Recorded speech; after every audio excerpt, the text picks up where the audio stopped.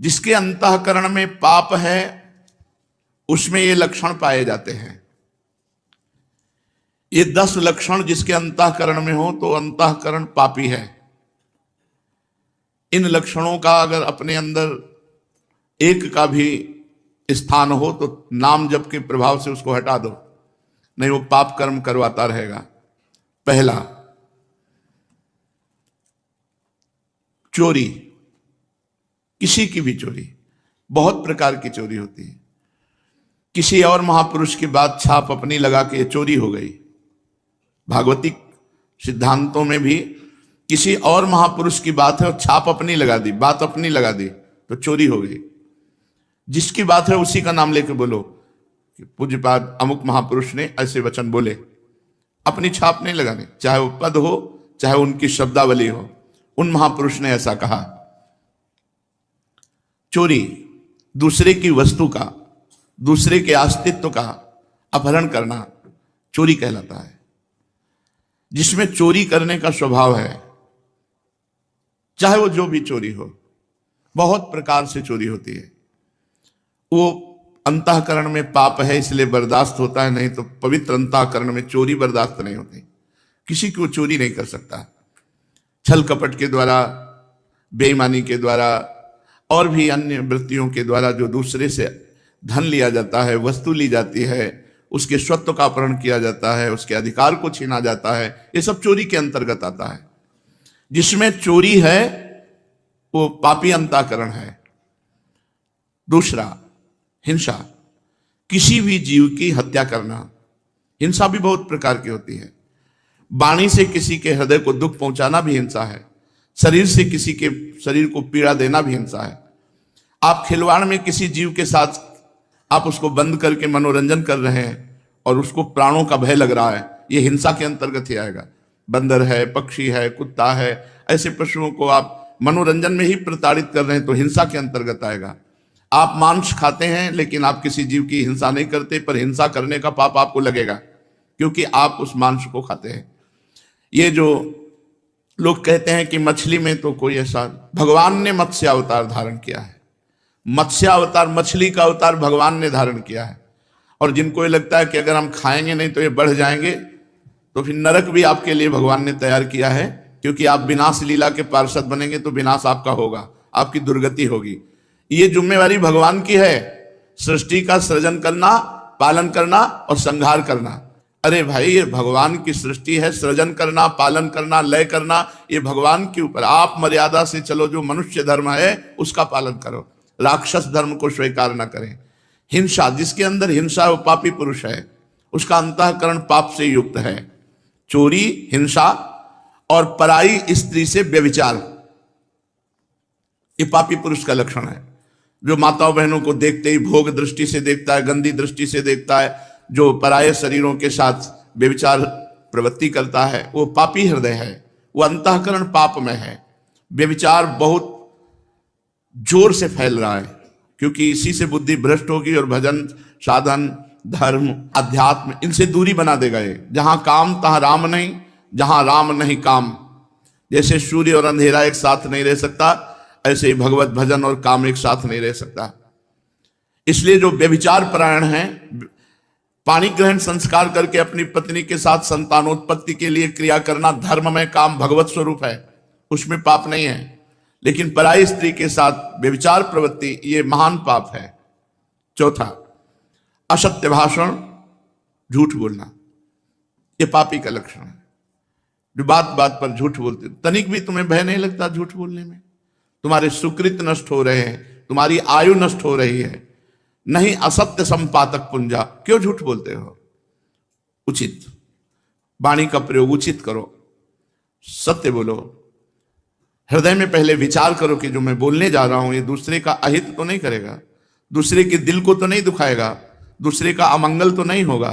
फिर मधुर वचन, हितकर वचन और थोड़े शब्दों में, ऐसे भगवत मार्ग का प्रतीक ऐसे संभाषण करता है। झूठ का त्याग करना चाहिए। बहुत फैला है झूठ। गोस्वामी जी ने तो लिख दिया, झूठ ही लेना, झूठ ही देना, झूठ भोजन झूठ चबेना। जिसकी देखो बस झूठ पे ही चल रहा है, आओ कुछ खा लो, नहीं खा के आ रहे हैं, बिल्कुल नहीं खाए। झूठ बोलने का एक ऐसा बात को सजा करके बोले, झूठ बोलकर देखो हम निकल गए। कहां से निकल गए तुम?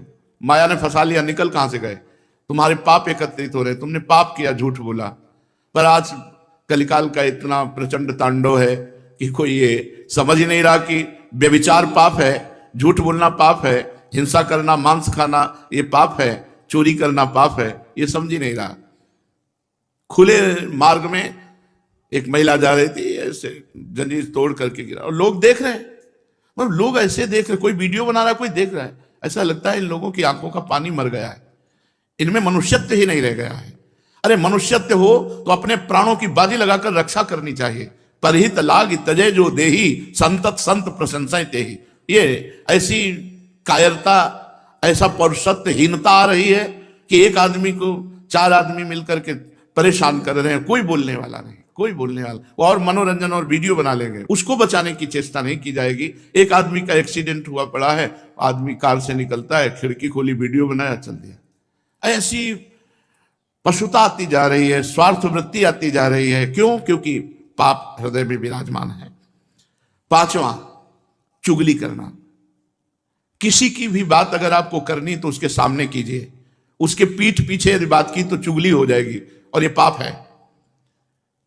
किसी की भी बात करनी तो उसके सामने कीजिए और उसको संबोधन कीजिए, आपने ऐसा किया, आप इसको सुधारिए, तो वो तो हितकर बात हो जाएगी। लेकिन उसके पीछे चले जाने के बाद जब उसकी बात होती है, उसे चुगली कहते हैं और वो पाप होती है। प्रायः ये भी हम पाप नहीं समझते हैं। जहां वो गया देखा गए, बस उसके पीछे उसकी बात निंदा करने लगे, उसकी बात करने लगे, वो चुगली होती है। यही सब भजन को न करने देते हैं, न बढ़ाने देते हैं, न पचाने देते हैं। यही पाप प्रवृत्तियां जिनको हम सावधानी से त्याग नहीं पाते, ये हमारे भजन को छीन करती रहती है। 6वां, पराये अधिकार को अपने में लेने की चेष्टा। किसी की जमीन, किसी की वस्तु, किसी की बहुत चालबाजियां।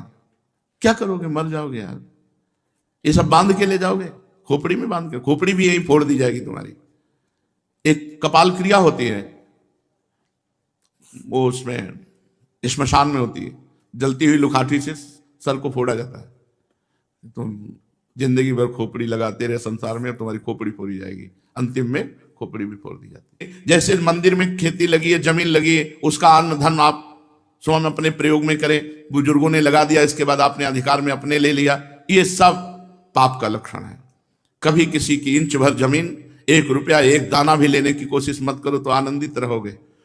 लेकिन बस किसी तरह माया का ऐसा क्षेत्र बढ़ा है, बस किसी तरह बस अहंकार की पुष्टता होती रहे। 7वां, पराया अनिष्ट चिंतन, अनिष्ट करना। कुछ लोगों का स्वभाव होता है, जो मैं चीज पसंद करूंगा उसे चाहे मैं मर जाऊं लेकिन दूसरे को देने नहीं। ऐसे कई स्वभाव हमने देखे व्यक्ति में। मेरी एक आंख फूटे लेकिन पड़ोसी की दोनों फूट जाए, चलेगा। मेरी एक फूट जाए, पड़ोसी की दोनों फूट जाए तो चलेगा। मतलब बहुत तरह से हम दूसरे का अनिष्ट सोचते रहते हैं। धन्य है उनका जीवन जिनके जीवन में किसी का अनिष्ट सोचने की बात नहीं है। नहीं, प्रायः अनिष्ट, पड़ोसी से पड़ोसी के व्यापार, दुकान वाला पर सामने दुकान वाला, ऐसे आसपास के उस वो अगर मर जाए, अगर उसका अनिष्ट हो जाए तो मैं खुशी हो जाऊं, मैं सुखी हो जाऊं, ऐसा चिंतन, ये पाप का लक्षण है, पापी अंतःकरण का लक्षण है। 8वां, बोलने में अश्लीलता, अश्लील भाषण, गंदी बातें। जब देखो तब गंदी बातें कर दो, गिरी गिरी बातें करना, नीच बातें करना। अरे बात करनी है तो सच्चिदानंद भगवान की करो, सिद्धांत की करो, गीता भागवत की करो, हितकर बात करो। अश्लील गंदी बातें क्यों बोलते हो? पापी पुरुष का लक्षण होता है अश्लील संभाषण करना। पूज्य बाबा ने कहा यदि नाम जप करता है, अश्लील भाषण करता है तो नाम जप का कोई प्रभाव नहीं होगा। और 9वां, असंबद्ध प्रलाप, बेमतलब का बोलने का स्वभाव। ऐसे लोग पाप हृदय होता है, इसलिए ऐसे बोलते रहते हैं, असंबद्ध प्रलाप। और 10वां, अभिमान। मैं बस वो अभिमान भरा, ये पाप का लक्षण। जब निष्पाप हो जाओगे तो दैन्य हो जाओगे। अभिमान भगवान के चरणों में समर्पित हो जाएगा। चोरी, हिंसा, व्यभिचार, झूठ, चुगली, परधन की इच्छा, पराया अनिष्ट चिंतन और अश्लील भाषण, असंबद्ध प्रलाप और देहाभिमान, ये 10 लक्षण पापी में पाए जाते हैं। अगर इनमें से एक भी है तो हटा देना चाहिए। नहीं, भजन में